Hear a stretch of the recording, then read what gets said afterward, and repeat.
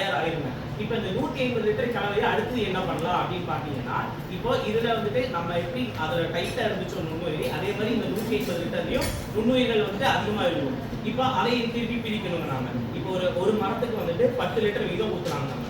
10 litre ஊத்தணும் அப்படின்ட்டா நம்ம இந்த கலவை ட்ரம்ல பண்ணி வச்சுட்டோம்ல, இந்த கலவை டீனி கொக்கோபான் கலவை, அதுல இருந்து ஒரு 2 லிட்டர் எடுத்துக்கங்க. 8 லிட்டர் தண்ணிங்க. இதுல இருந்து ஒரு 2 லிட்டர் 8 லிட்டர் தண்ணி ரெண்டையும் எடுத்து ஒரு கலக்கிட்டுங்க மரத்துக்கு நல்லா வேர் நிறைய மாதிரி சுற்றி வர ஊற்றி விட்டோம் அப்படின்னா இது நுண்ணுயிர்கள் பூரா வேர்ல போட்டு 10 லிட்டரையும் ஒரு மரத்துக்கு ஊத்துருங்க. அதனாலதான் உங்களுக்கு 150 லிட்டர் தாய் கலவையே சொல்லுங்க.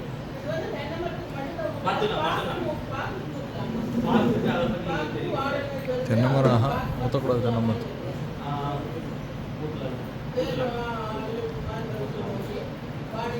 நுண்ணுயிர் தாங்க நான் கொடுக்கலாம்.